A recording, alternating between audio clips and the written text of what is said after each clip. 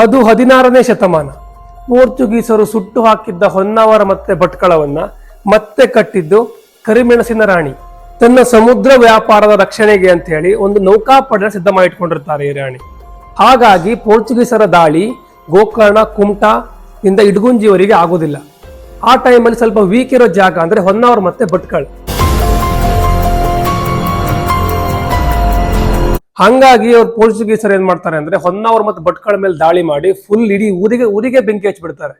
ನೇರ ಯುದ್ಧ ಮಾಡಂತೂ ಈ ರಾಣಿ ಮೇಲೆ ಗೆಲ್ಲಿಕ್ ಆಗೋದೇ ಇಲ್ಲ ಅಂತ ಗೊತ್ತಾಗಿ ಕೆಳದಿ ನಾಯಕರು ಏನ್ ಮಾಡ್ತಾರೆ ಅಂದ್ರೆ ಚೆನ್ನಭೈರಾದೇವಿಯ ಸೇನಾಧಿಪತಿಯನ್ನೇ ಬಳಸಿಕೊಂಡು ಒಂದು ಮೋಸದಿಂದ ಈ ರಾಣಿಯನ್ನ ಸೋಲಿಸ್ಬಿಡ್ತಾರೆ.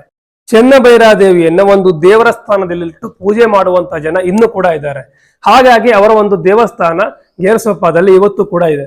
ಅಲ್ಲೇ ಗೊತ್ತಾಗ್ತದೆ ನಮ್ಗೆ ಚೆನ್ನಭೈರಾದೇವಿ ಎಂತ ಒಳ್ಳೆ ಕೆಲಸಗಳನ್ನ ಮಾಡ್ತಿದ್ರು, ಜನರನ್ನ ಎಷ್ಟು ಚೆನ್ನಾಗಿ ನೋಡ್ಕೊಳ್ತಾ ಇದ್ರು, ಅವರ ಆಡಳಿತ ಶೈಲಿ ಹೇಗಿತ್ತು ಅನ್ನೋದನ್ನ ಈ ಒಂದು ಸಣ್ಣ ದೇವಾಲಯನೇ ನಮ್ಗೆ ಹೇಳ್ತದೆ.